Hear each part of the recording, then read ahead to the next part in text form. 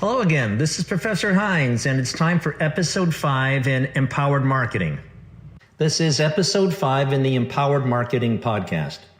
In today's episode, we'll continue where we left off last time in our discussion about market segmentation and the buyer persona. Geographic segmentation has been aided in a number of ways through the advent of Web 2.0 technology, GPS, and the integration of those technologies with social media profile data coming from users. We'll take a look at several technologies including geofencing, beaconing, and geotargeting, and we'll look at how each of these are used. Some content used in my classroom comes from YouTube videos, and neither I nor A-Cubed Marketing Services claims any copyright ownership of it. It's been left in to preserve the experience of my classroom at Whittier College. Once again, let's return to the classroom at Whittier. The blowout sales, right? Why is that so important? It's the end of the model year. It's the end of the model year, and I know that there's a lot of customers that have been thinking about buying a car all year, but they haven't wanted to part from their money yet. This is my last chance for 2019 to get some of those guys to spend their money. And they've already decided maybe that they like my car, but they're waiting for a killer deal on it. So that offer is just the trigger, just the tripwire that these customers needed to go and do the deal and drive the new car off the lot. Right? Okay. Now, if I did everything that I should have when you came into my dealership, I mean, I treated you like royalty, I didn't give you the full court press, I didn't stress you out, I didn't leave you hanging in the finance department, I didn't treat you like you were a 3-pound chunk of ham and I was a great white shark, right? I didn't do that. Instead, you felt really comfortable and really well taken care of, and like the sales guy really knew his stuff, and they found exactly the right car at the right deal for you. That's a different kind of a car buying experience, isn't it? That normally doesn't happen. So if that was the case and you went home and you loved the car and you loved the dealership, you're going to be so pumped about that experience. Likely you're going to go to their Yelp page and say, you know what, you ought to buy your next Toyota from Toyota of Orange. All right? Or you might want to, instead of looking at the Lexus, look at the, other car because this is a better car in all these different kinds of ways, right? So if I go back to this earlier discussion about the buyer persona, and I have all this information that I've learned about my customers, now when it's time for me to craft this whole campaign of different types of information so I can handhold and walk the customer from the beginning down to the end, I know exactly what to talk about, right? I can get on this guy's page really quickly, can't I? That's why this is so important. Okay? Now, in social media, we refer to doing this kind of process as creating a buyer persona. But I want you guys to know that this really isn't any different, really, than what we've always done in marketing, which is do a ton of marketing research. Look at consumer insights, and understand what's driving and motivating purchases. So in other words, we'll do focus groups or field surveys or telemarketing surveys or whatever, because all of that kind of work is allowing us to create this kind of understanding about the people that we want to shop our products and we want to sell to. But when we talk about it in social media, it's referred to as the buyer persona. Okay. Now, I mentioned earlier that geography is one of those 5 major ways of segmenting a market. And I mentioned that there's different kinds of technology now with the internet and social media that allows us to do that kind of segmentation. One of them is called geofencing. Okay? So geofencing is like drawing a virtual line around a defined geographic space. Now, you guys can't see this because it's too small for you in the back of the room, but this is actually a section of a screen off of Facebook, because I've been buying and running ads for my company the last month or so. And in Facebook, I can create what they call a custom audience. So what this says here, I know you can't see it, is it says location and living in. So where are the people that you want to reach? Or what geographies do you want to target? So what I said was United States, and then Anaheim, Fresno, Irvine, Long Beach, Los Angeles, Oakland, Orange, Riverside, San Bernardino, San Diego, San Francisco, and Santa Ana, California. So like really big cities, I'm targeting the state of California, okay? The biggest cities in California. Well, that's one kind, right? I'm segmenting here on location. But down here it says, okay, the age of the people that I'd like to target is people between 30 and 65 years old. Because these people are likely to be decision makers and managers in their companies. I don't want to hit 18-year-olds. Those people are not going to do business with me. And the only reason that I'm advertising is so that I can win their business in their companies and become their, marketing consultant or their social media marketer or whatnot. And I also want people who match these kinds of definitions, okay? Franchise industry, food packaging, sales management, dentistry, small and medium enterprises, small business owners, small business administration, winery, marketing, food processing, automotive, blah, blah, blah, blah, blah. So what I'm really saying is I want to talk to business people who are either owners or managers in these places who are between 30 and 65. If they're in Hawaii or Idaho or God knows where outside of California, I don't care about them. I really just want to talk to those people in California. Okay?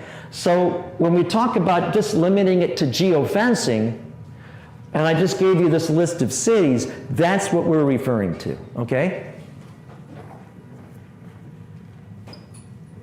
So it's location-based ads, and the reason that we know that is a couple of different things. One, when we fill out our profile pages, we tell them, don't we? We tell them exactly who we are, and why do you suppose Facebook likes us to create a profile page in the first place? Because they want to know who we are? Or because they want to make all that data available to advertisers?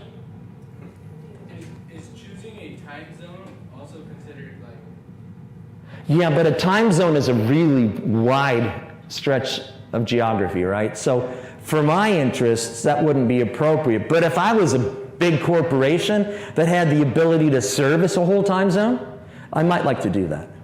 Yeah.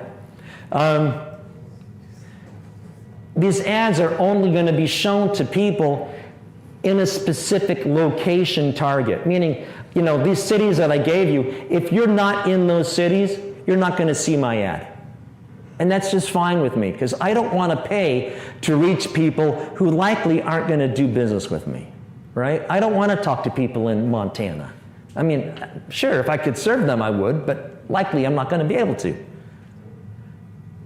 So geofencing ad campaigns are ideal to find consumers that are based on exact locations, and we can do what we call serve a hyper-local area. What you didn't ask, but what is also possible is I could say, I'd like to cover a 5-mile radius around a particular zip code. Now that's super local. I could say 1-mile radius around, what is the zip code here? 90608. So I could say half a mile. I mean, real tight, right? Right around that, and that's hyper-local.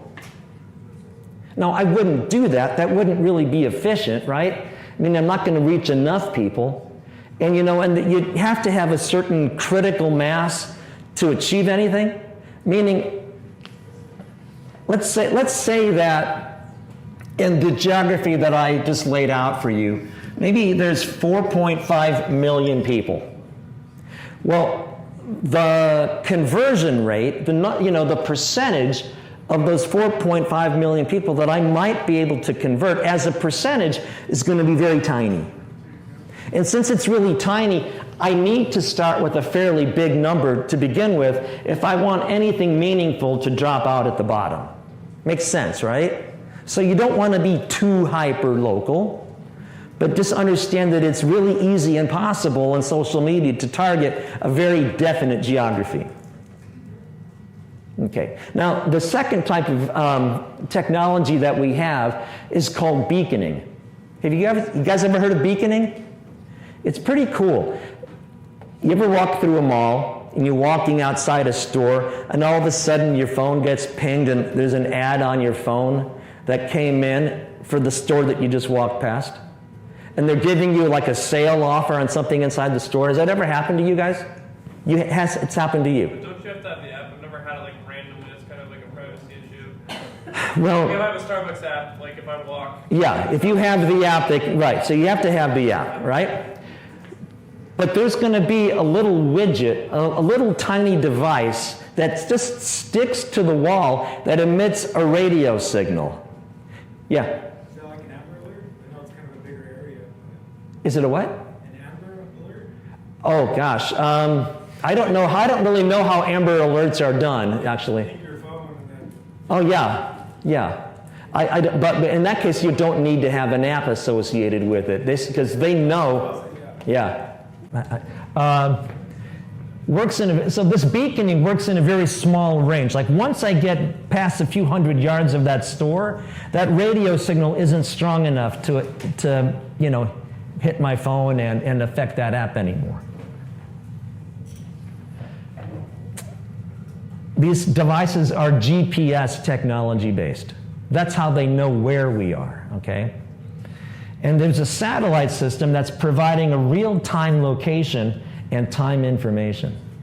So you've got your phone on, and the phone is continuously hitting the satellites out there, and so they can ping you right through it.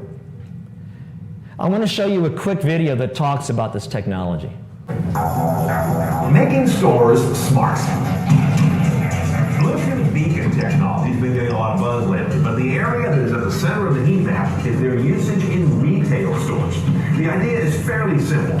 A small device that runs on batteries would be installed on a wall, a countertop, or a ceiling of a retail store, and it could be many of them installed there. They would in turn send out very short data strings to all the Bluetooth receivers around them, typically your smartphone. And all of this happens on a new technology called Bluetooth Low Energy or Bluetooth Smart. It's different than the Bluetooth you use right now, primarily because it uses very little energy and it doesn't require all that tedious pairing and connection. Now the short little messages that the Bluetooth beacon sends out that your phone picks up instruct your phone to go to the web and pull down content that's related to where you are or what you're doing. It can be very focused on the immediate area where you're standing, or it could be widened out to relate to the entire store. There's store proximity. Beacons could reach out to your phone on the sidewalk, let's say, to urge you to come into a store based on its products, special offers, or your past patronage. Then there's the check-in stage. A beacon just inside the door can trigger a reward for you coming into the store, tailored based on your customer history, and it could also tee up a pre-approved digital payment method for whatever you may buy. Then there's product information. As you stroll the store, the products in it would describe themselves on your phone screen simply by you approaching them. That information can be powerfully personalized because remember, the content's being served up by robust existing web servers, not that limited little beacon. And finally, checkout. No more having to look for a cashier or even an employee with a phone or tablet to check you out. You just leave the building. Remember, you already set up your payment back on beacon stage number 2, so you're already approved. Nielsen research suggests that the smartphone has set the table for the beacon. 70% of smartphone shoppers use a store locator. 63% use their phone to check prices and product data in the store. 37% keep their shopping list on their smartphone. 34% pull up mobile coupons at checkout. And 23% have used mobile payment on their phone in some form or another. Now, of course, before this gets any real traction, we've got to get through a few hurdles. Apps. What app do you need installed for the beacon to work on your phone? Worst case would be an app for every store. Better case would be for every chain of stores. Ideal would be that the technology is built in at the operating system level and you need not install anything, but we're not there yet. Handsets. Your phone needs to have Bluetooth Low Energy hardware built in. Now, iPhones have had it for a while with iOS 7 and future iOS 8 support. Android, Windows Phone, and BlackBerry have been supporting it at the operating system for a while, but it's going to be a while before it's ubiquitous on Android handsets. Not until 2018 will we get to maybe 90%. And finally, there's trust. There's a lot going on here that might spook consumers. This idea of automatically being logged in when you enter a store, having your personal preferences linked to your visit, automatic payment already being authorized, that could spook as many consumers as it delights if it's not handled well. This is a good place for merchants to be just as sensitive and respectful as they are innovative. But I know this, every shopper I've encountered would have a much better time in the store if they could identify what they want, find it within the store's geography, and pay and get out of there without any delay or friction. So beacons have a definite possibility for next big thing status. All right. So the last thing I want to talk about is geo-targeting, okay? This is mostly website techniques. And what happens is the ad server out there will see your IP address. And since it sees your IP address and it knows the geography, it knows where that server is, that the IP address is coming from, it can change the content that you're receiving on your computer. And so you might get a totally different set of ads that pop up or come across your screens or whatever, compared to somebody else who's in a totally different geography, okay? And this is what we call geo-targeting. Well, it sounds a little bit like geofencing, so I got one more video for you that kind of talks about the differences between these two. Now, you had a question, though. So I had a question about the beaconing. So let's say for Beaconing. For the beaconing, let's say for example, I was at a go-to event, and I know there's going to be a lot of people with the similar traits. I don't know, is it possible to, let's say, have like a backpack that has like a beaconing technology to show the ads that you wish to show, or the things that you wish to sell? Anything is capable, anything is possible. Yeah, and that's what we're seeing, is that all of this is up to your imagination and how entrepreneurial you are. So if you don't see it existing right now, you could be the guy that creates it. All right, go resell it. He has any videos. So now this is again geofencing versus geotargeting, so that you understand the difference between the two options. Hey guys, it's Meg Timmons, Stratcom Media, and today I want to take you guys through the difference between geotargeting and geofencing. Geofencing is a website technology that allows dealerships to customize website content based on locations in which their website visitors are located. For instance, you could draw a virtual perimeter around the University of Alberta and then customize your website content to students that visit your website while on campus, showing them things like student discounts, first-time buyer programs, or anything that you think might be relevant to students. Now, geotargeting is used in your digital advertising campaigns to target specific geographical regions in which your dealership services customers. Now, the easiest way to remember the difference between geotargeting and geofencing is a website technology that you can use to customize actual content on your website based on where users are located. Now, with geotargeting, it's an advertising technology to ensure that only the most relevant users see your ads before coming to your website.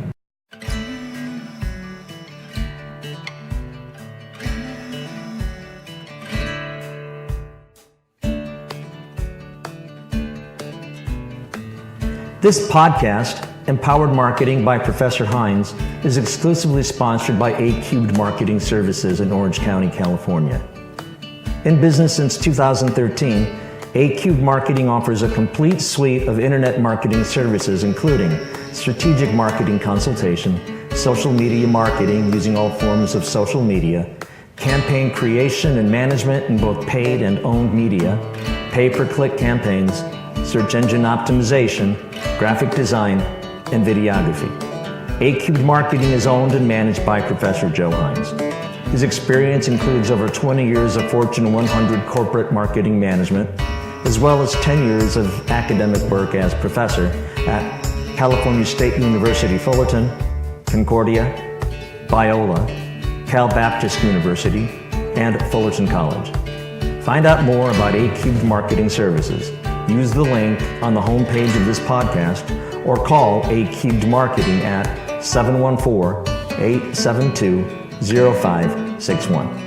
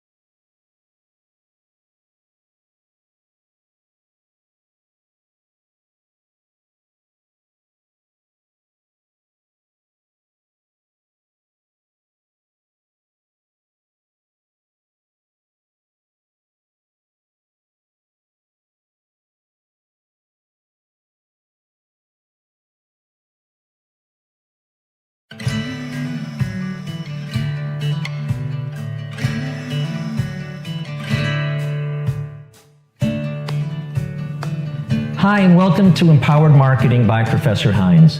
This podcast is devoted to beginning marketers and owners of small businesses. We're here to help you learn social media marketing. Each episode presents important elements in social media marketing that you can use in your campaigns to generate better results, especially more business. Empowered Marketing is exclusively sponsored by A-Cubed Marketing Services in Orange County, California. A-Cubed Marketing Services serves small and mid-sized businesses in the areas of strategic marketing consultation, social media marketing using all forms of social media, campaign creation and management in both paid and owned media, pay-per-click campaigns, search engine optimization, graphic design, and videography.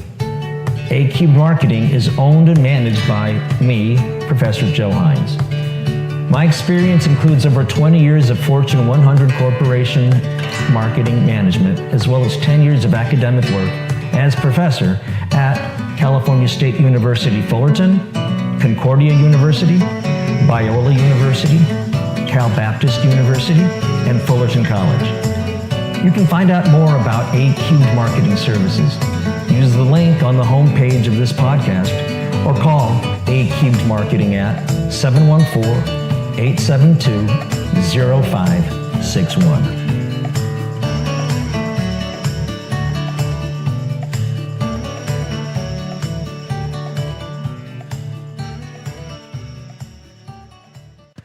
Hi, I'm Joe Hines, and this is episode 6 in the Empowered Marketing Podcast.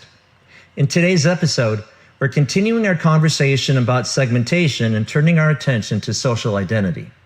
A few important concepts are shared today, including social artifacts, social footprints, social currency, and big social data. These concepts are all related to psychographic segmentation, the segmentation based on the way people's behavior is influenced by our beliefs, attitudes, culture, and so on. If you're interested in this material, you can also check out my vlog, Professor Hines' Weekly Marketing Message, which is found on my website, as well as on iTunes, Spotify, and Google Play. Okay, let's go to class. We come up to this next thing called social identity. Remember I talked to you about the fact that demographics and psychographics are other ways that we can segment a market. Well, when we talk about it in social media terms, we talk about what we call social identity. And social identity is the way that we represent ourselves via text and images and sounds and video, all this stuff that are kind of like artifacts that we leave behind in social media that show that we've been there, okay? And I use the word artifact because it's a little bit like if you're an archaeologist, right? You're going back in time, looking at, the vestiges of things that people left behind.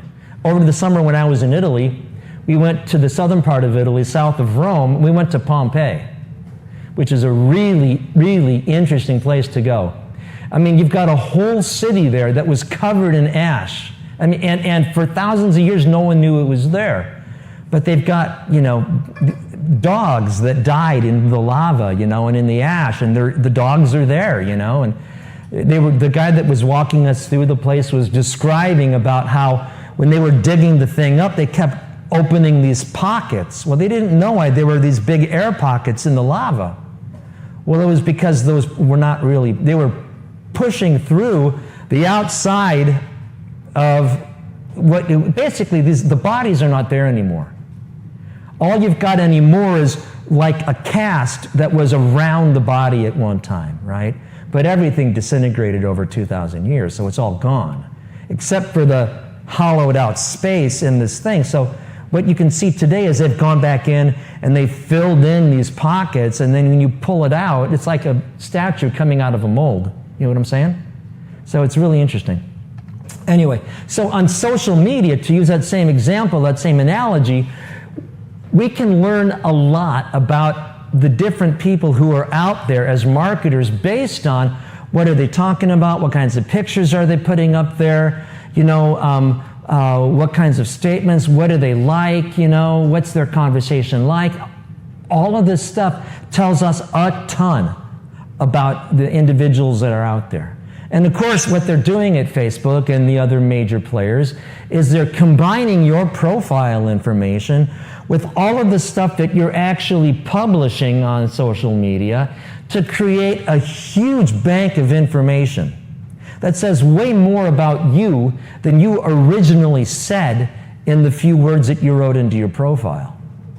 Because, you know, it's a little bit like nonverbal behavior. Do you know that in nonverbal behavior, only 20% of our actual communication with people is in what we say? 80% of what we communicate is in your facial expressions, your body language, your stance, posture, the kinds of clothes that you're wearing. All of that stuff tells people a lot more than just what's out of your mouth. So in the same way, they look at all the stuff that you're creating and publishing on those pages, and they're saying, I'm going to take this and I'm going to create sort of buckets of people based on certain profiles, so that I know that if Joe's company is trying to hit particular sorts of individuals, I can identify those people because I've already grouped them in certain ways, and then Joe can take his targeted messages and send it directly to people who have shown themselves to be like this. Okay? So social identity. One is a person's sense of who they are. And it's based on, one of the things is group membership. I'll tell you about group membership. Like for me, for instance, right? Politically speaking, I'm pretty liberal. Politically speaking, I'm pretty charged these days with a discomfort with what's happening in Washington. Okay? So people could look at the pages where I comment and post and the sorts of things that I say, and they could come back and say, well, Joe's maybe kind of liberal. Obviously, he's not conservative. Obviously, he's probably not Republican. Who is he? Well, you know, he might be kind of left of center, you know? Okay. I used to be pretty right, but I gotten pushed, you know? Okay. So the groups give us a sense of our social identity or where we belong. Because not only are there just political groups, but there are all kinds of groups, right?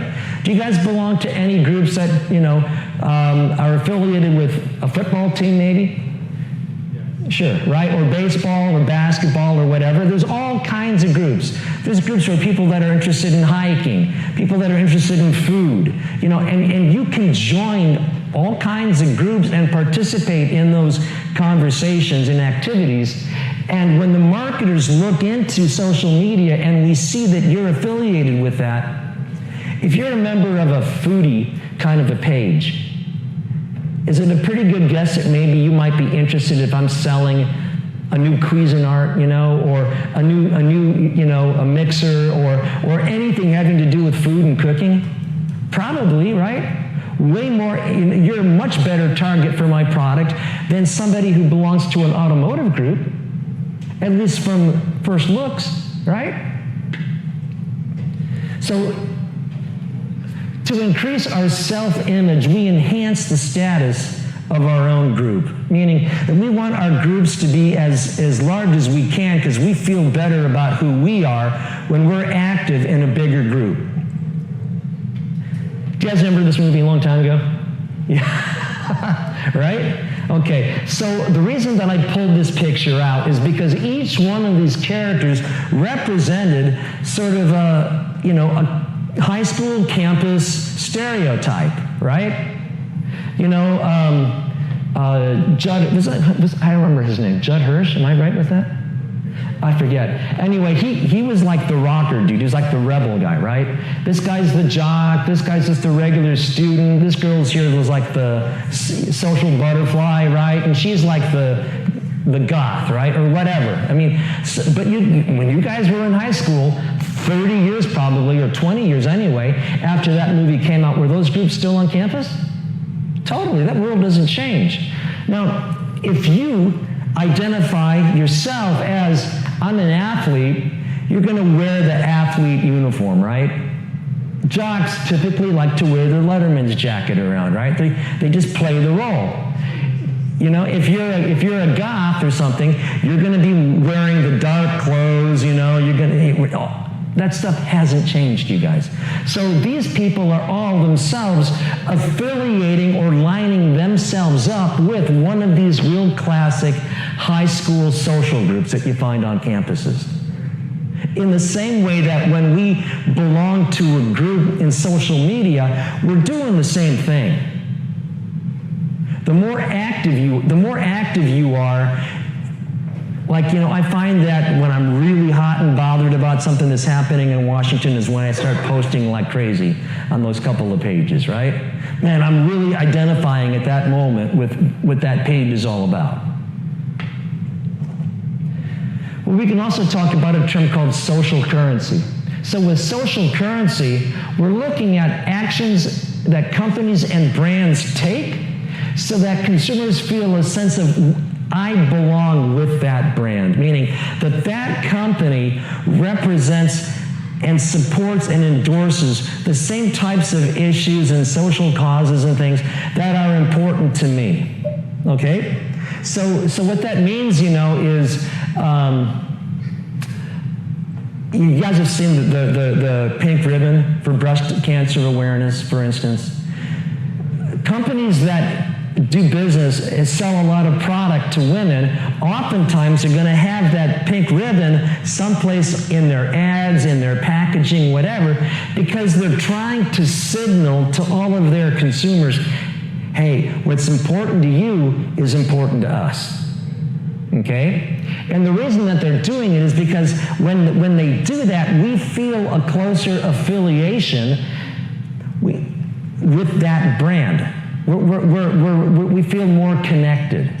And branding, the really important part of branding is the company wants to create an emotional connect with you. I mean, a real emotional connect, right? So when they do stuff like that, it's so much easier to feel closeness with them. They care about me, I care about them.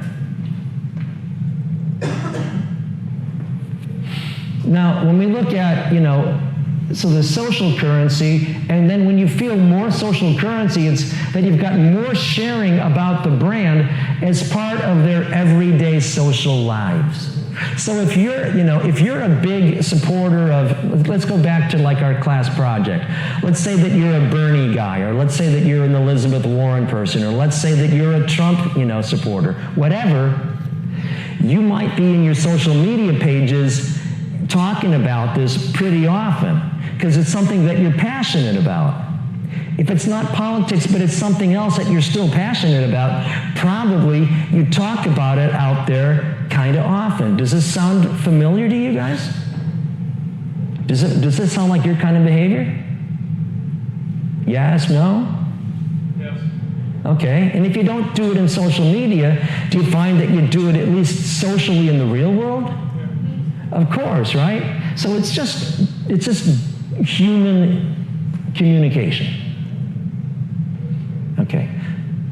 So a person's sense of who they are is based on their group. The groups give us social identity. We can take a look at 7 social currency dimensions. Social currency is the same thing as creating that emotional connect by giving people a feeling that they can affiliate, like they're a member of that, like it's their thing, right? Like me and, you know, the Democrats or whatever. Okay, so the first social currency dimension is how much my relationship to the brand plays into my self-image. Are any of you guys really passionate about like the Rams this year? The Raiders, okay, like big time, right? You think about it a lot? I missed last week. Okay, there you go. How was the game? It was good, we won. Sweet, good. Okay, so, you know, so it's important to your self-esteem and your self-image that you're able to participate in those kinds of things. If they're winning, if they're sucking. Like, I can tell you, back in 2007, 8, 9, you know, I was a major Laker fan. Now, don't ask me about the Lakers these days, right? I've gone Clippers. or Golden State Warriors, you know?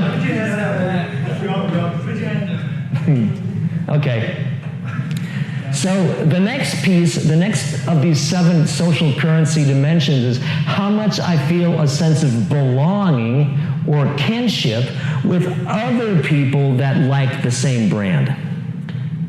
So we typically, socially, a lot of times we see that in music, right? You know, who's your favorite band? Well, you know, what you name the band, right?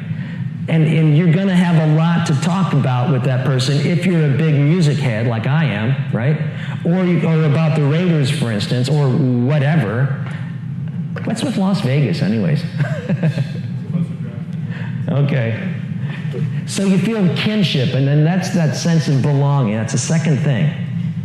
The next thing is how much the brand facilitates communicating who I am.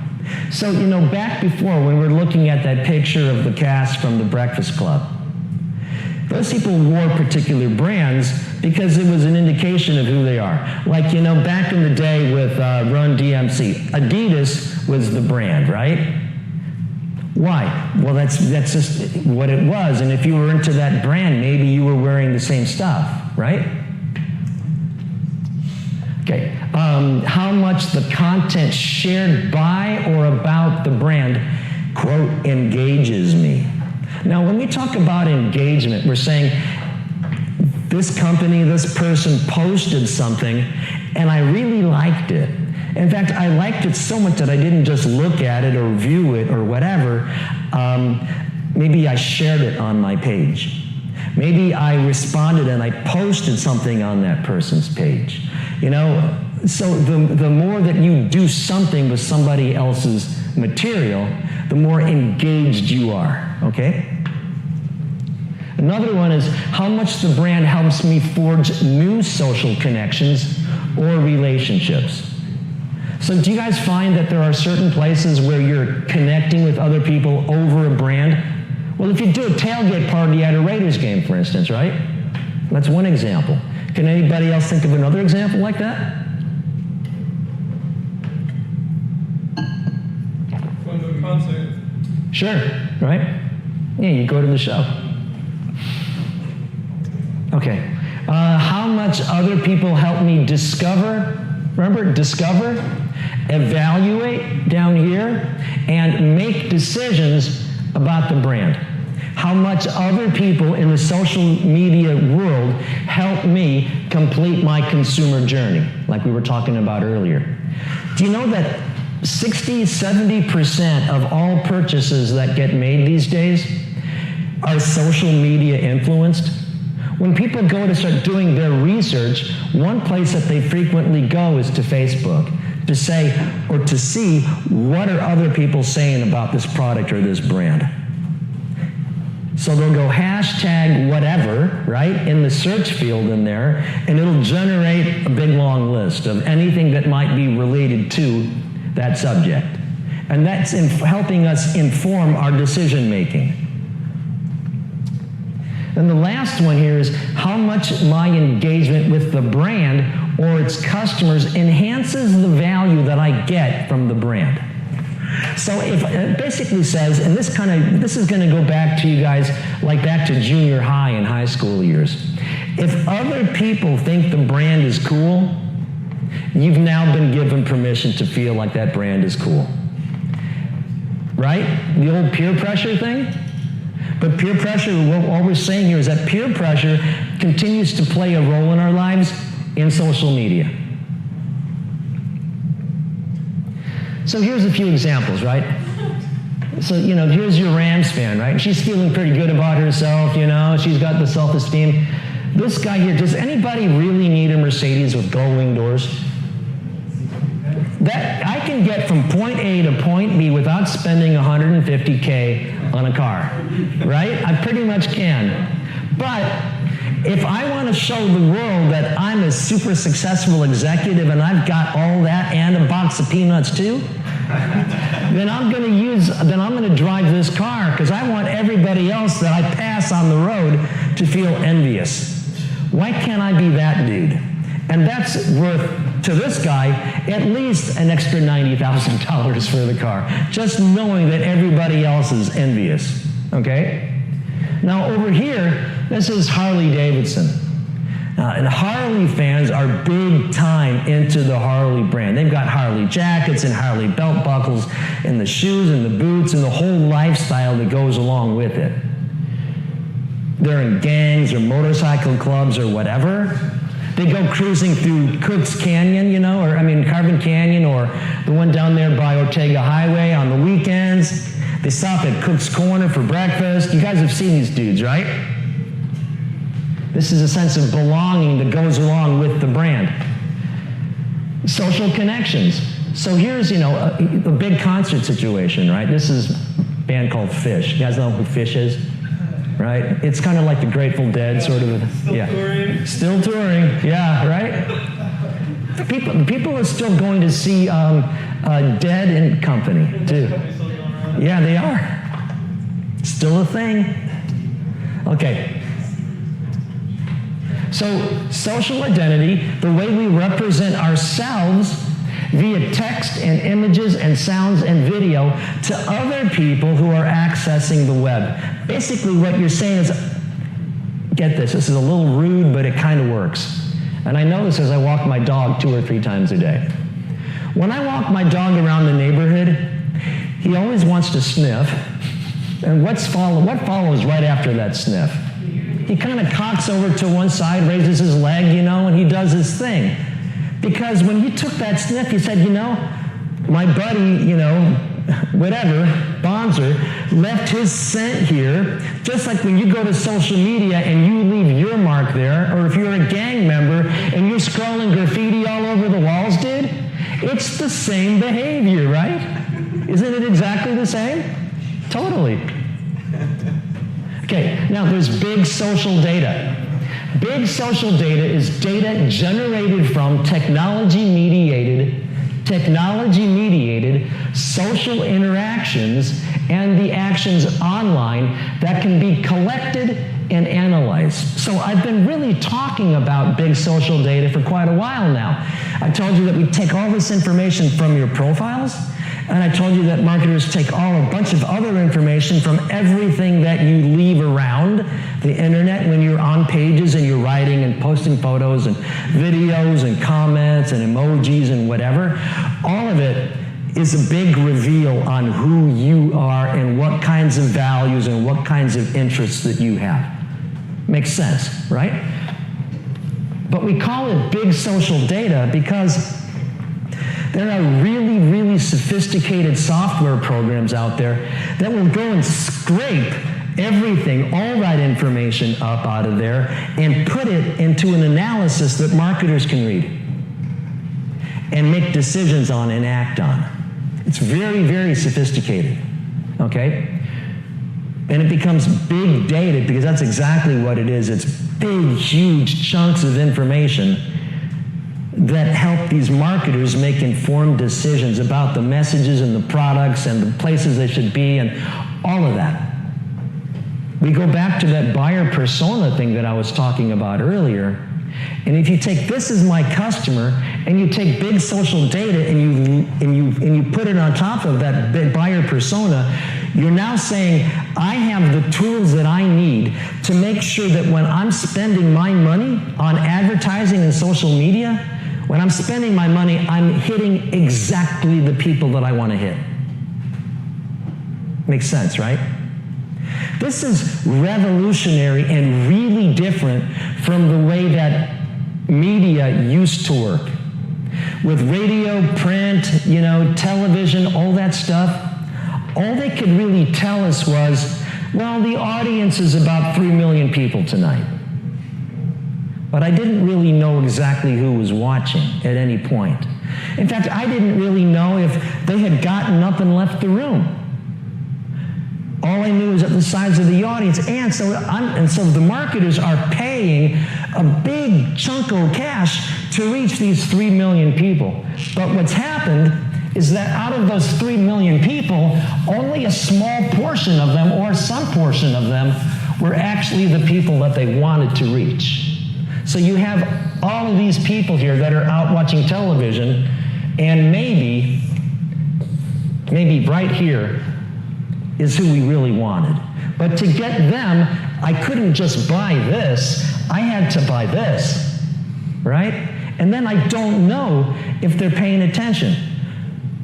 Do we know when people are paying attention to our stuff in social media or on the internet? How do we know? Well, sure, engagement, interaction, likes. Not only that, but just every single click is counted. Every single stinking mouse click. Okay?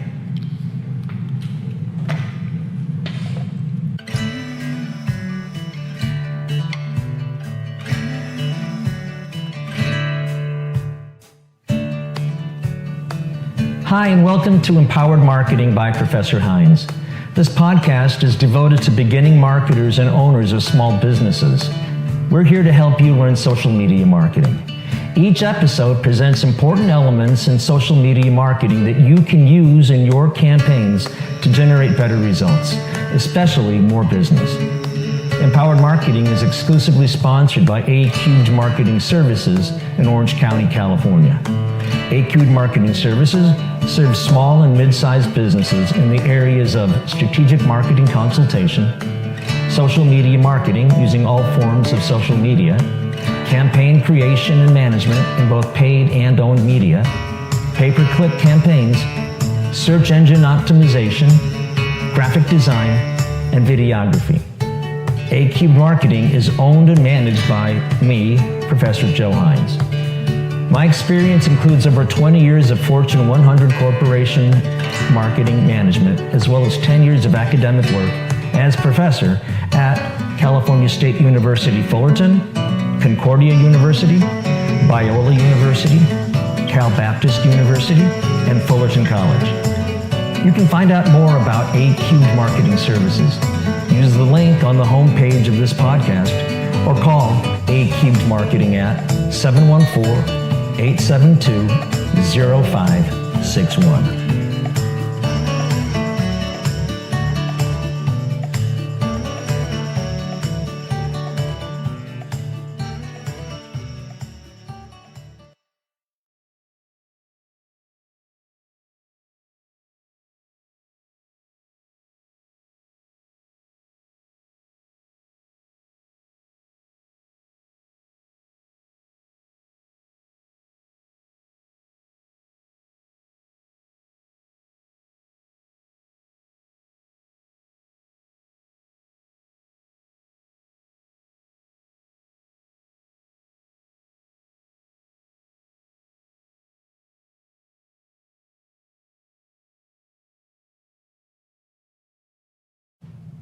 Hi everybody, this is Professor Joe Hines.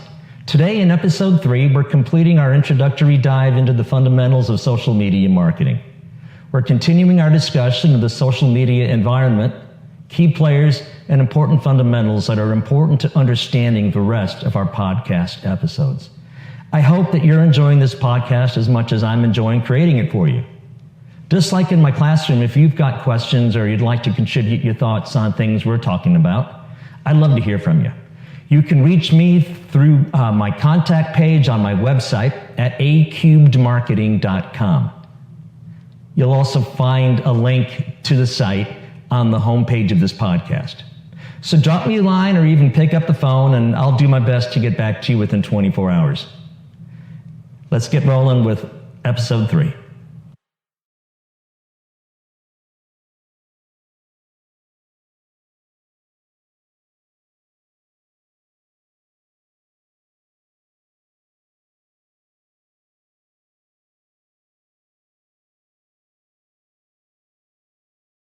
You pay for a period of time. You say I'm willing to spend max budget of like $10, $15, whatever you're willing to spend per day, times a certain number of days.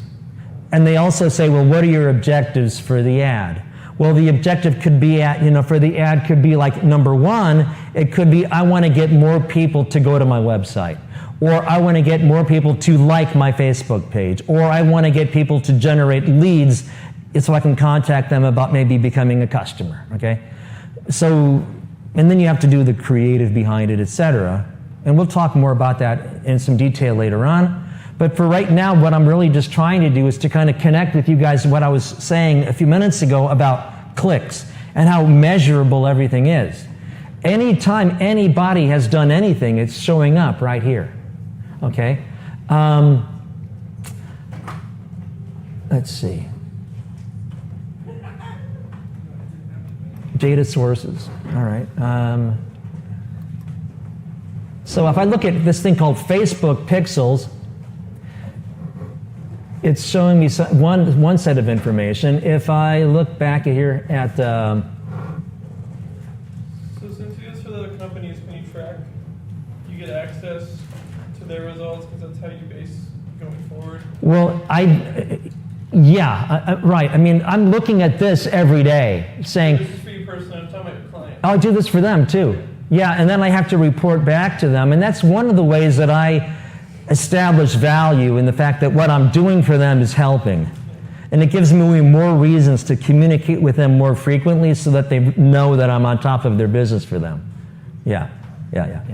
Okay.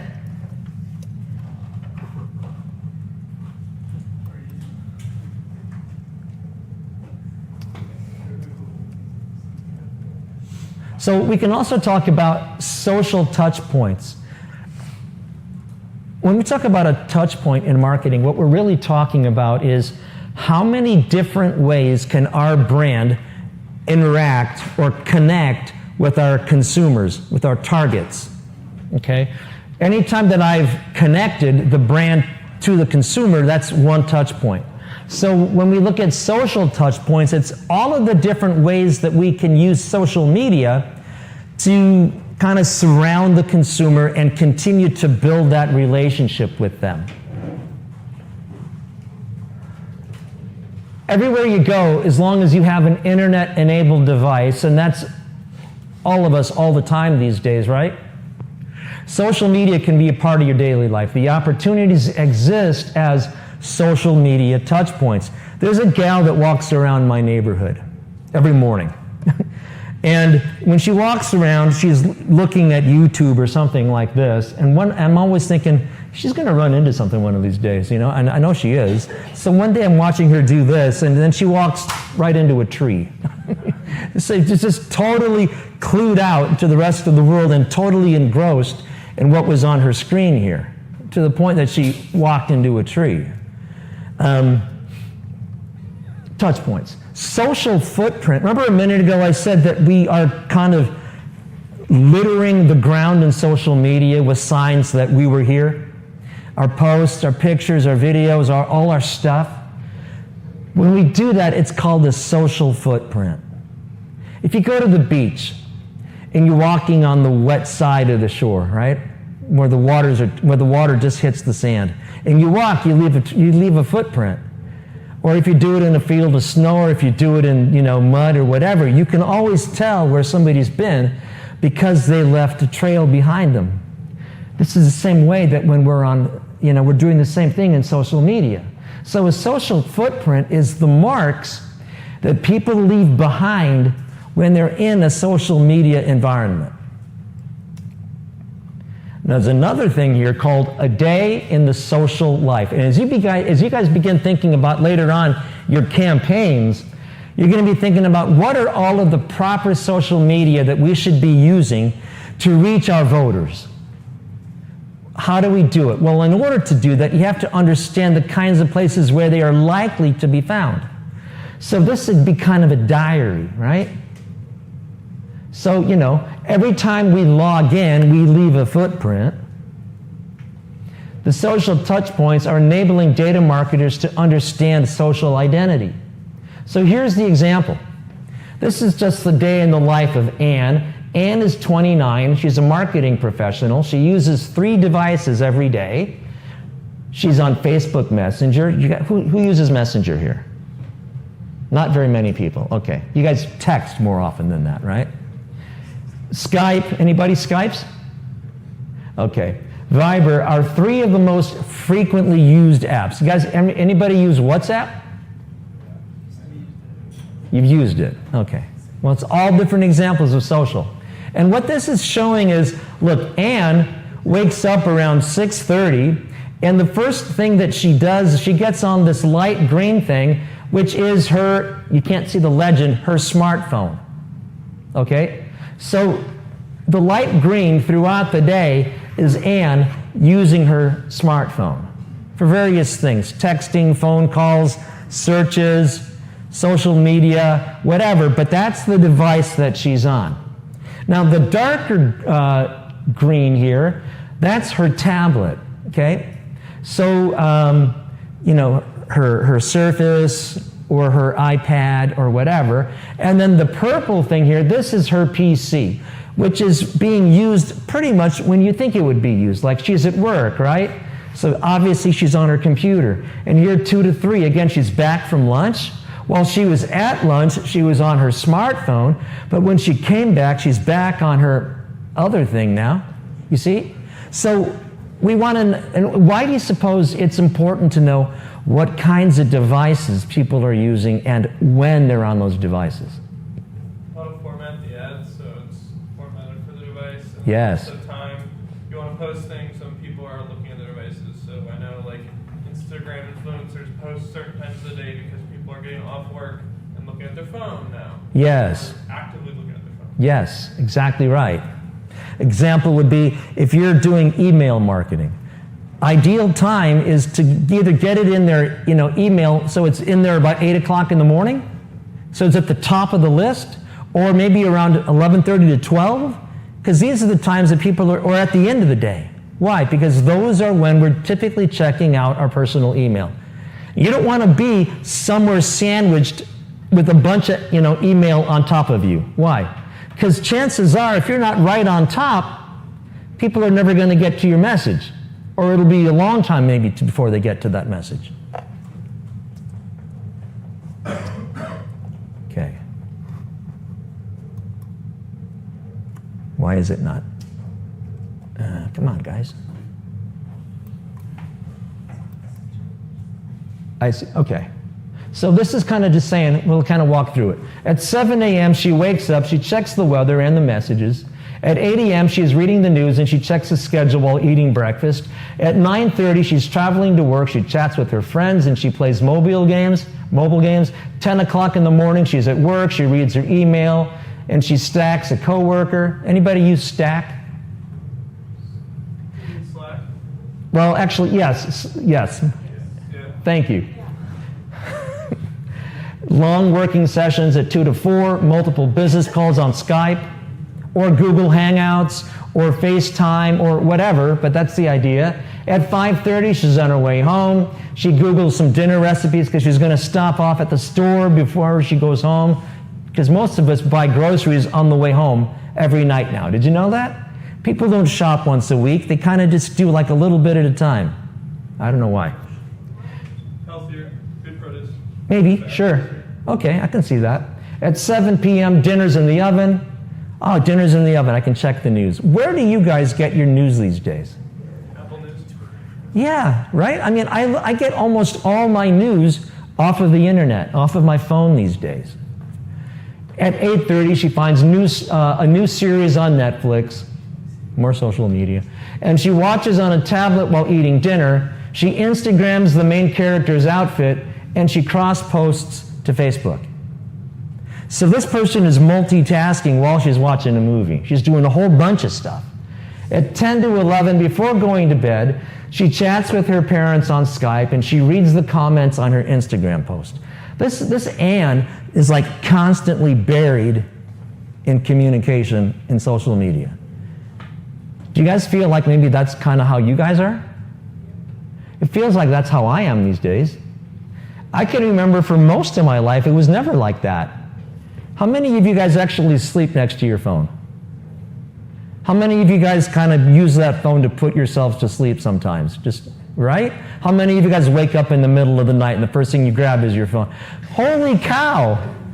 Right? I mean, could you be possibly any more intimately connected with a gadget than this? It's nutso, right? Like we never shut it off. The inflow of information is constant. Okay. So this social footprint that we were talking about is the mark that a person leaves when they're in social media. So remember last week we touched a little bit on these 4 zones in social media. We talked about a community zone, a publishing zone, an entertainment zone, and this social commerce zone. Does this ring a bell? Okay. So then, for instance, Jen, in social community, she's on her personal page in Facebook. She's in LinkedIn looking at her career and connections there. Maybe she's Snapchatting. In the publishing area, she's got a blog, you know. I'm 54 years old, guys, and I got a podcast, and I've got a vlog, and I've got a blog, and I mean, it never ends. So the whole world, even old farts like me, have migrated into this thing now, right? Social entertainment. Do you guys play a lot of games in social media? Farmerville or whatever, those things. I mean, that's old, right? But you get it. Okay.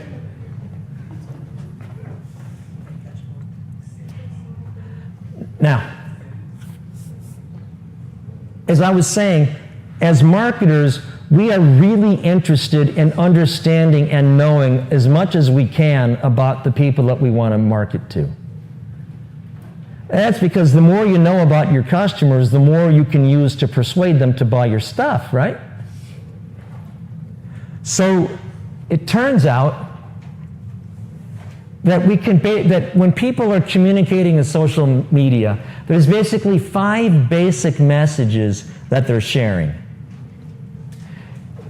They go by these terms: vision, validation, vindication, vulnerability, and vanity. Yeah? Sorry, can you explain vindication? I'm going to explain all of them to you. So with vision, the question is, did I just learn something here? Did I just expand my horizons, right? So I read different articles on the, social media. People often share things, blogs or articles that they've read on their pages. Do you guys ever do that? My grandparents do. Okay, well, I do this a lot lately. Now, so that's, did I learn something? And so what you're doing is you're communicating, hey, this is some important information that I recently picked up that I want to share with you. That's vision. Okay? The next one is validation. Am I accepted by this group? Well, how do we show that, how do we show each other that we're seeing your content, that we like what you're posting, whatever? What do? We like it, we put a heart emoji on it, we do a laugh emoji, right? Whatever, but they're all indications that you're a part of us and we're a part of you, right? We're all sharing and communicating together. That's validation. Now, to go to your question about vindication, what you're saying here is, I'm right. Like, I told you it was going to go down bad, and it did. I'm right. Or you could take the other tack and go, look, I told you guys at the beginning of the season that the Patriots were going to win again, and duh, right? Okay. So now vulnerability is, I'm approachable. So how do you do vulnerability in social media? Have you guys ever tried to communicate, I'm approachable? How would you do that? Go ahead. Open up about something you're struggling with in life. Yeah. And thousands of people relate to it. Yeah, and let people comment back and start those conversations. And it gets dangerous because all of a sudden it goes from I'm approachable to trolling really quickly, right? You know what trolling is, you guys? When you're basically looking for a fight on social media. Fighting to fight. Yeah, and I found myself early in 2017 getting into arguments with people about politics, right? And I figured out, you know what? I can't convince people to think any other way. And I've used all kinds of effort and arguments to do this, but this is who they are and they're not going to change. So rather than get in a pissing match with somebody, I'm not going to do that anymore, Okay. And now vanity is all about I'm awesome, right? So when do we show vanity? How do we show vanity? Selfies. right? Events in your life. Stuff we're doing. Yeah, you're like, hey, this is me and the family at the river. Tesla, whatever. Yeah, me and my new Tesla, me and my new gull-wing Mercedes, whatever it is, I'm the dude. Okay. Now this is kind of some key information here. This is a point that I think everybody needs to lock into, not just for the class, but for the perspective of you thinking about your future careers, no matter what you do. Okay. Anything that you put out there, number one, is permanent. When it goes on the internet, it's not coming down. And even though you think that your page is private or it's hidden or something, it isn't. The HR people all have software now that lets them write in. And they're making evaluations about, do we want to hire this person or not, based on, well, what do they look like when they're not at work? Who is this person really? Okay? So, you are in control of your digital footprint. Nobody else. You're in control of it. Your digital footprint can generate professional development opportunities. That's a huge deal, yeah? Your digital footprint can build a positive image of who you are, or it can do just the opposite, right? If you're the dork at the party with the lampshade on your head, falling over drunk, you're not making yourself look very professional at all, right? Coming on down, your digital footprint can help create useful networks. How many of you guys have LinkedIn pages? How many of you guys actually actively use them? A couple of you. Okay, good. This is the time in your lives right now, you guys, when you should be working as hard as you can to create a real, actual personal network. Because when you get out to go look for a job in a couple of years, if you don't have that, it's going to be hard to get work. I'm going to tell you a secret. Only about 10% of all jobs are filled by using places like Indeed or Monster or Craigslist or whatever. Over 80% of all of the jobs that get filled through your network. It makes sense, right? So if you have a network, you're going to much more easily find a job. But if you don't, if you haven't been investing into, curating this for yourselves, it's going to be a hard row to hoe, especially these days, okay? So pay attention to that. So how do we do that, right? Well, we can use, different forms of social media. We can share, I'm Joe we Hines, can, and this when is you look going at to be stuff, episode share and 3B. question It's evidence a short and section research. just to finish up the conversation. that we were Trump having is at right the end about of one thing. episode There 3 is a about lot of fake paid, news. owned, However, and earned media, there's a lot of fake and news on basic both tactics sides, that isn't there? social media marketers are And using to engage a lot of with their people target customers still and make the mistake consumers of, well, if it in was each of published, the it has to be separate true. ecosystems. So if you need Really? a short reminder I wouldn't about believe where that. we were last time, Okay. you might want to We can make ourselves look more professional when we create intelligent content Anyway, let's finish up and our share first it evening's far discussion and in my wide. classroom. So I'll give you over there at Whittier an College. idea of that. In the last few weeks, I've started vlogging. Now, And notice so that these far three I've got circles 3 here, that the I've paid published and media put out circle, there, the and I owned put them media all on circle, my and LinkedIn the earned page. media circle, that they all I've got over I mean, look, there's an over area of 200 overlap views here between combined paid and over owned just media. 3 videos. And there's another I don't area know of who these overlap people between are, owned but there's a media lot and of earned media. people that are finding And then my one more stuff and between watching it earned and and liking paid. it. And that's So it's really you know, those that's areas likely of to do me overlap some where favors marketers professionally later down are the road. thinking about their Ultimately, tactics somebody who and their needs my strategy. services is going So to find if that. I'm and running think, a this guy's paid pretty media sharp, and look how campaign, cool this looks, and look what he one of has the to things say. that I'm going to This be is doing in useful. my campaign is So making when you sure do that my for yourselves, campaign you're- is going to and I'm only communicate. talking about I me really because it's want an you to example, visit my okay? website, my web page. So I really the want you idea to here visit is my think about like your me on social media Facebook, personally or follow as me, on Facebook. always trying or, to put yourself in the best light visit my possible, Instagram yeah? page or whatever it is. In fact, You only have one when they opportunity get to to the make a owned first media impression. part, and now want they're that first there, impression to be as if you're solid as not it can. creating a Because link if it's not, from your it's post on much social more media, difficult to win or at somebody least from your over profile page than if it you're was on the first time. Instagram. Because If now you're you not have to creating that undo all link the negative for that they people have to in their follow, head. That then you're never unfortunately going to get they people didn't have to leap until back you over to yourself your put it there. website.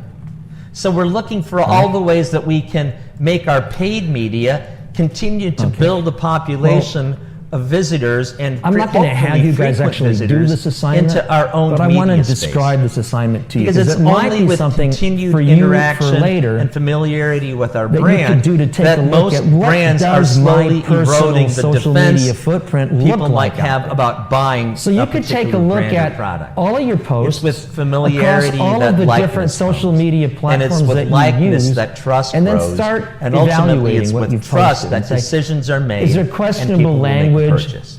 Are there racial slurs? Well, now let's look Am I at the trolling space or between bullying somebody? owned media and earned media. The next category could be, My focus here with am I earned is to highlighting positive create such activities, awesome hobbies, and content, volunteer work that meaning it's maybe got to I've be done? super informative and big difference in very my mind, friendly big and difference very in opinion understandable between this guy and this very, guy, right? Do you quote tuned into particular the needs songs or of the people lyrics who or are whatever? visiting our pages. Are you talking very about consumer teen angst and sensitive, anti-authority and it's stuff? It's Well, about this makes helping you them look like a solve rebel real without a problems clue, that they right? have. You It's don't only wanna by be there sharing either. that kind of You content know, are you that positive the and consumers happy? themselves are are so going the to take idea that is, content and say, what hey, is this the is tone really something that and I what should is share the general with other impression that people. you're creating Of course, about to the you brand, when based people on the share stuff that that you're page or putting their out there? message, along And with what you the want to do helpful is you want to look information, at it of course, across comes all a of the reminder pages about and who then made count this information how many possible. And of posts course, might have it had ties back to the questionable brand. language. How many posts might have been highlighting positive activities. And then finally, and that sort of thing. And there's take that a look space at it between and go, earned well, on the and paid whole, again. am I And what we'd casting like a to see positive look, or sometimes am I is casting a not only negative do look at they myself? like our more bloggy great kind way of to take content, a- but they to take even a like our third-party ads. objective This is why you look see at so much how attention the rest of being the paid world to sees you. really high levels of see that? creativity. It's really within important to think social about media this so because, that like I people said, find the ads HR themselves is going to really be entertaining all over this and when engaging they're looking and to hire you informative in a and couple of fun years. and informational, so that they'll share that as well. So anyway, that's all I about wanted the to- area there's a of guy that's done earned a and ton owed of and work paid and media and how writing they all in this overlap. area. It's an area called personal branding. Are you familiar with that concept of personal branding? Okay. A brand is the overall opinion or impression that a company and a product have put in your head over time. Well, if it's possible for a company or a product to brand, then people are still forming opinions based on what they observe in us. And remember, like I said a little while ago, 80% of what we communicate is nonverbal. Okay? So I'm going to show you these two videos. The guy's name is Tom Peters. He's a really, really well-known management consultant, and lately he's done a lot of work in these areas, okay? First impressions and storytelling.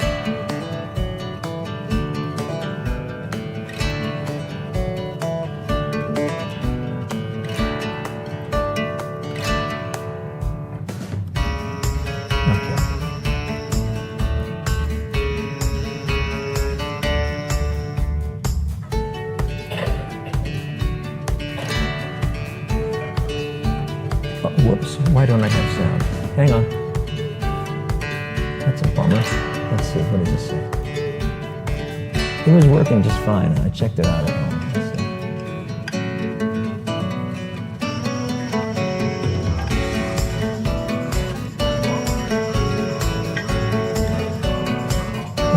Let me start this again because we missed the first bit.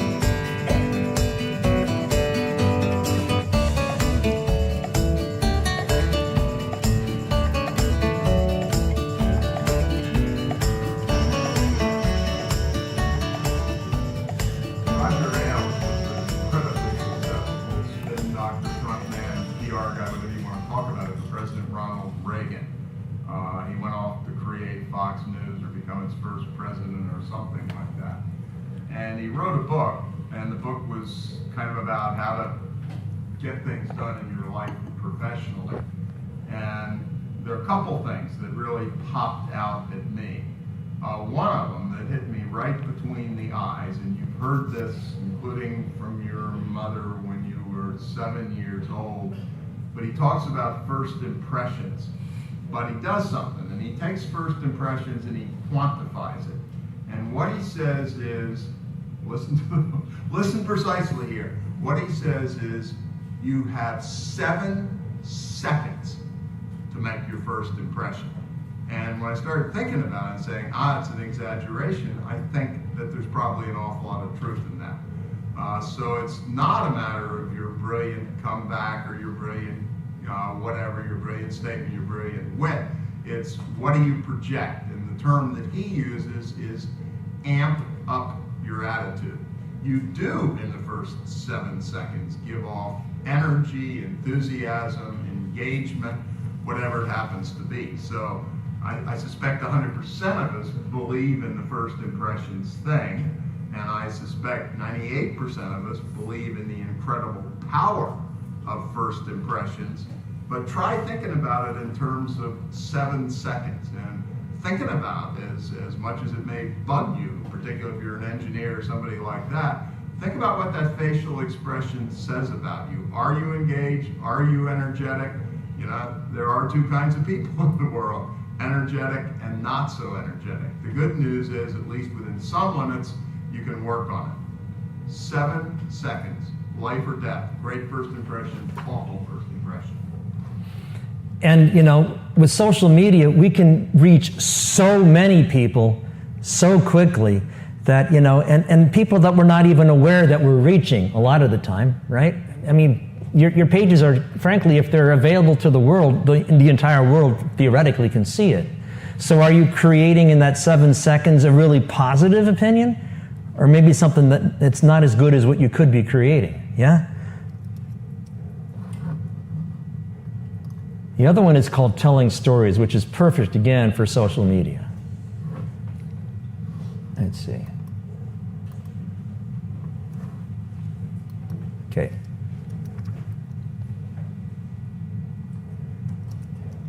If you do what I do, call Stop. Okay.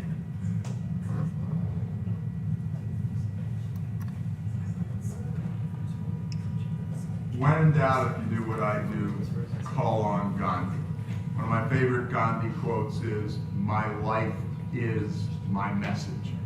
The number one thing that a leader, and the leader can be a 26-year-old who doesn't have a leadership job, because you're attracting followers as much at 23 or 24, 25 or 26 in a McDonald's or in the White House as you are at 36 or 46 or 56. And the way you live, every little vibe that you give off is critically important. Howard Gardner, the great Harvard leadership expert, said one's life, one's story is fundamentally the single most effective tool that any leader at any level has. And so I want to say my life is my message and my story is my message.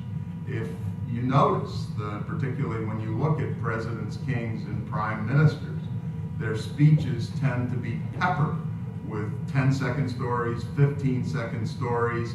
Their speeches are almost never, except below the surface, analytic. They are stories stitched together that end up giving off some vibes.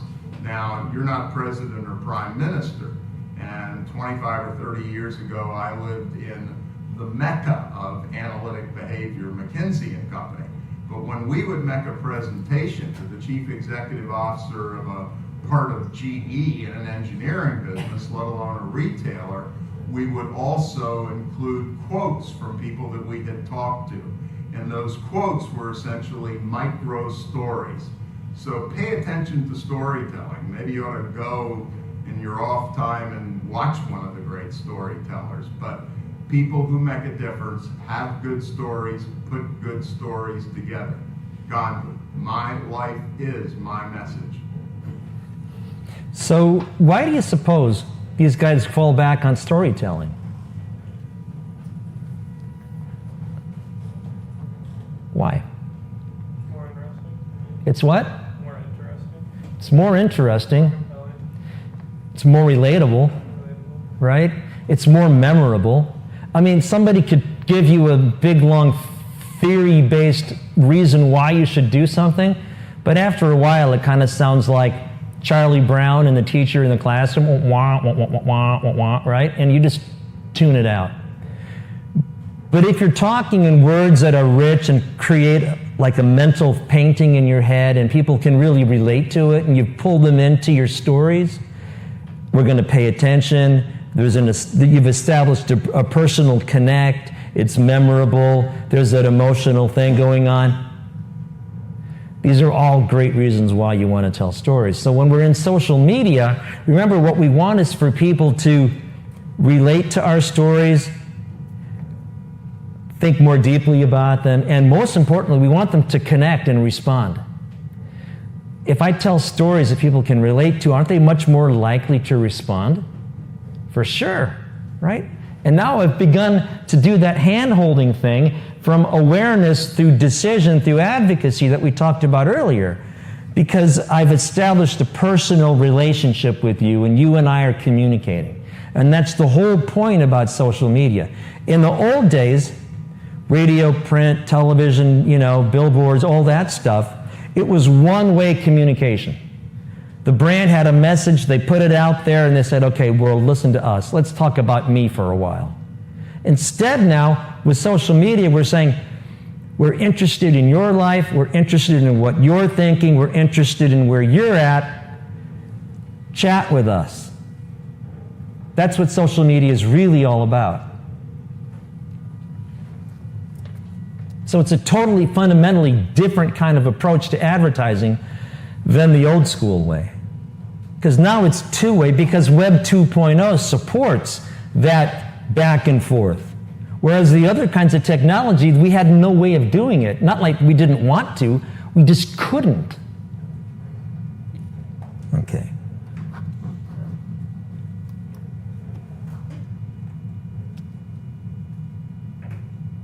If you guys are interested in this whole personal branding thing, there's a really good article here. Again, I'm not going to test you on it, but I think it's good for you to, personal development.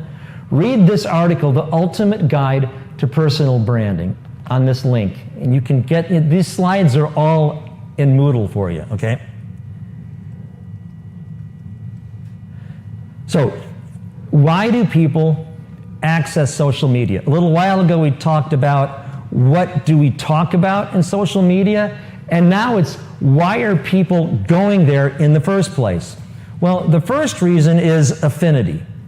And with affinity, it's that we're looking for community. We're looking for relationships. And if you were to go back to Abraham Maslow, this social need that we have is one of the lower levels of needs that we have to fulfill as we progress through our lives, okay? Personal utility is the next one.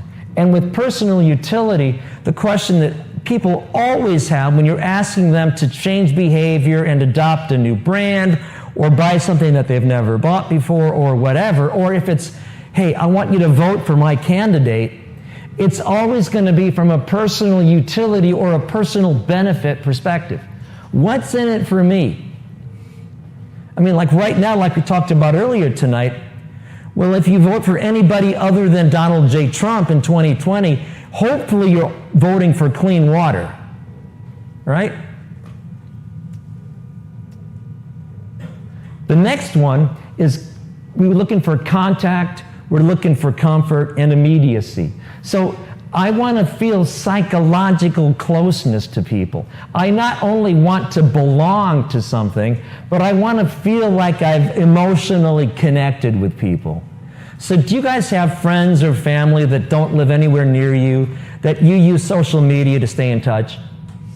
Of course, right? Of course we do. So that's a great example. Now this next one, altruism. Altruism is the idea that I really want to make the world a better place. So the people that are behind, pages like Resist or ACT or any of these things that are out there right now, the ones I was telling you about previously, what they're saying is, we don't like the way things are going right now. I think, and they're trying to encourage people to stand up and assert themselves and push against the tide, because we want the world to be a better place. Well, look at the flip side of that. Yeah. I know people who actively just use it to watch the world burn. That's what trolls are. Well, yeah, I'm sure there's always that too. I mean, but those guys, I hope, are the exception and not the rule. Yeah. Because if they're the rule, then we sure live in a sick place, you know? Okay. The next one is curiosity. I told you before that people go to social media and they search all the time for different kinds of things that we didn't know about before. And that's a great place to way to stimulate and satisfy your need for intellectual stimulation. And then finally, you've got validation, right? Meaning all of us have, at some point or another, a need to show the world that we're doing fine, thank you very much, right? So you're going to show your new car, you're going to show your, your new house, you're going to show, whatever that you think is really bitching in your life right now. That's rather self-absorbed, but that is an example of validation. And what you're looking for is for other people to go, gee, Joe, that is really cool, good for you. That's the validation piece that we're looking for. Because it's not enough for some people to feel good about it themselves. They have to make the rest of the world come back and give you an attaboy too, yeah? Okay. Well, this is traditional media. This is hypnosis, right? This was marketing and sales by hypnosis. It was not communication. It was just, let me get in your mind often enough so that after a while you begin to believe that Purina dog chow is the only dog food that you should possibly feed your dog. There's no real reasons why, but you've heard it so many times that you kind of have become hypnotized to it. Okay? Social media is the opposite of that. And so there was a book by a company called Forrester Research called Groundswell. And in Groundswell, what they really said was that there was a big shift happening with consumers. Consumers were not satisfied anymore with just taking what the companies told them for face value and accepting it, okay? You can't control their attitudes and their beliefs and things through the ways that we used to do it, marketing, research, advertising, and that sort of thing. If you were going to get people to buy from your company and support you, you were going to have to show them that you really can solve problems for them and that you really are listening and caring, okay? So instead, customers now, as customers, we're controlling the conversation by using new media to communicate back to the brands. Okay? In old days, it was hypnosis. There was one-way communication, and I was going to get my message in your head, and you were going to walk around for the rest of your life knowing that at Avis we try harder or Hertz is number one, right? It's sick that I even know that. Okay? On the other hand, Groundswell said, people aren't going anymore. You're going to have to let them control the conversation, just like in a real sales relationship. Have any of you guys ever done, consultative type selling before? Where you have to sit down with a customer and ask them what's going on and what are their problems and where are their pain points and build that relationship and listen to what they have to say so that you can come back with some potential solutions out of the bag of tricks that you have to sell. That's how real selling is done. And that's what we're now capable of doing in social media.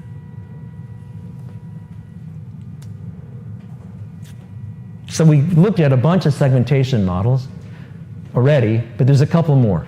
Forrester's social technographics model. And also the social consumption creation matrix. And let's take a look at it. This thing here is the consumer journey that we've already talked about a few times tonight, right? It starts with awareness. They're calling it discover. Then it's exploring, and we talked about research. Well, then, after you've done the research and you've evaluated and you've narrowed things, then you use it, you buy it, and then you use it, and then you ask, am I happy with what I just did? And if you're happy, then you're going to come back and you're going to engage in social media and tell the world, right? I just bought the most awesome thing. Well, as you notice, there's, like 3 concentric rings in here, each of them getting closer to the customer. Starts on the outside and it moves in. Initial purchase is on the outside.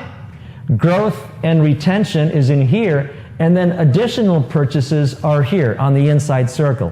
Why? Because as a company continues to have this online social media-based dialogue with our customers, we're learning and learning and learning and adapting and offering a different set of solutions that's custom built for each customer that we sell to based on what we've learned and picked up through the social media. Very, very human interaction based. Like we would do it if we could sit down as a selling company, sales force, and do it with them. Since we can't, no way, no how, we have to do it with technology, but that's still the same process. Okay? There's another big win to this besides that. If you want to grow a company, there's at least two ways to do it. Now you tell me which one you think is the more profitable way to do it. A, what you could do is keep looking for new customers all the time and sell new customers and grow that way. Or option B is you say, you know what, we've already spent a whole lot of money to pick up some customers. But each of those customers maybe only buys one or two things from us, and they could be buying a whole lot more. Out of those two options, which one do you think a company makes more money doing? Retaining older customers. For sure, right? Because number one, there is a huge investment required to pick up a new customer. Just even in my little business, right? As I've been showing you tonight with the ads that I've been running, I've spent maybe $200 in the last month in Facebook advertising. Not a whole lot of money, but much more than I've done before, right? One, and number two, I've put my personal time in it. So it's cash and it's time, both of which have a value. So finally, I am eventually going to pick out a few customers that are going to come to me through this method. I would love to make sure that that customer or those customers that come to me because I did those things are going to last me a good long time. If I can create a monthly retainer relationship with those customers, I'm super happy because I keep finding new ways to serve them and different needs that they have. And otherwise, if I don't hold on to those customers, they're going to drop off to the wayside for a while, and then I'm going to have to replace that customer all over again. And I haven't really grown. In fact, I'm working really hard and spending time and money just to stand still. That's a bummer, right? So far better to learn and adapt and grow with our customers as share of wallet versus share of market. You see the difference? Okay.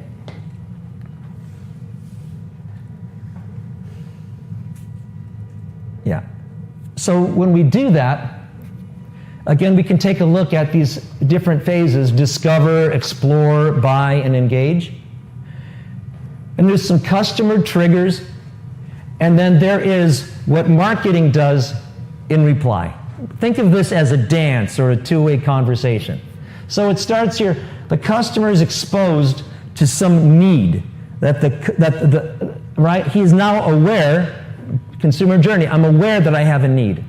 So the marketing responses ensure that the brand positioning conveys how the product or the service actually meets the need. And then you align your marketing content with the needs that are met, meaning that not only should it be in your brand positioning, but it has to be overtly communicated.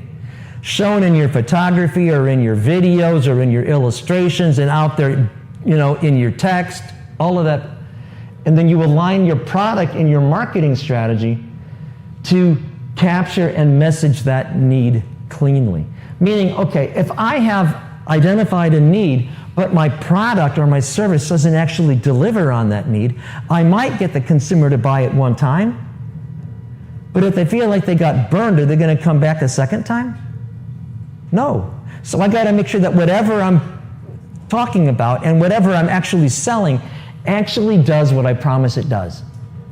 And I got to make sure that I've cleanly and clearly expressed it. Explore.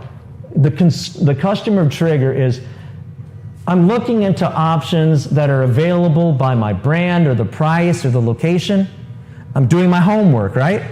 Here, on the marketing end, I want to take a look at creating a simple map or a path that walks the customer from awareness all the way through the different steps, ultimately to purchase. As he works his way through that whole exploration process. Meaning, like what I talked about earlier, which is I gotta keep meeting the information needs of the consumers I want to do business with as they change from phase to phase to phase. Okay? When the customer's ready to buy, I'm going to help them complete that purchase by giving them a really simple way to buy from me, giving them the right trigger or the right motivation or incentive to actually buy at this time. And then when they're ready to go out and sing hallelujah praises about me and my product and my company, I want to make sure that they can do it on my Facebook page, that I have a Yelp page out there, that I've given them an opportunity to send me an email that maybe I can put on my website. All kinds of different ways to make it easy for them to do that whole word of mouth advertising for me. Because what somebody else says about my brand is way more believable, actually way more important than what I'm going to say about my brand myself, right? I have a vested interest in you buying from me. But the customer that bought from me, if they say something really positive, hey, if the world doesn't buy from me, they don't really care. But if they said something positive, it must be really true. Okay. I'm going to skip this. I'm going to skip this. I'm just getting to the end here. Okay, let's take a look. I'm just running out of gas, guys. Okay, I want to do a little question and answer stuff with you guys to see how well we did tonight, okay? So why do based on what we talked about tonight, why do social media marketers need to understand the behavior of their consumer segments? Why is it so important that we understand this buyer persona and the way the segmentation works?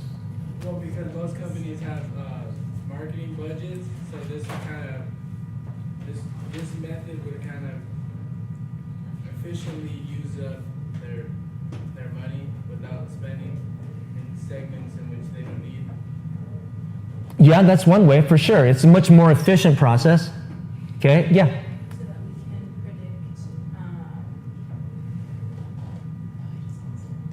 So that we can predict what the consumer's going to do, what they're going to be intrigued and be interested in based on where they come from, based on the age group they're in. Okay, that's great. So we want to make sure that we understand how they're likely to respond. What does it allow the company themselves to do? It allows us to come up with the right messages that are going to motivate them to actually handhold us and come along with us on that trip, right? To get them all the way through the purchase. You ever sit down at a table with somebody that you don't know, like over dinner or something, and try to have a conversation? How does that go? Awkward, right? I don't know what to talk about. I don't really know how to get on your page. We don't really share much in common. It's a tough conversation compared to going out to dinner with your best friend. Isn't that situation, because you know that person so well, isn't that much easier? And who is more likely to follow you? The stranger that you don't know or your friend? So it's about creating trust and liking. Okay? Next question. What are the elements of social identity?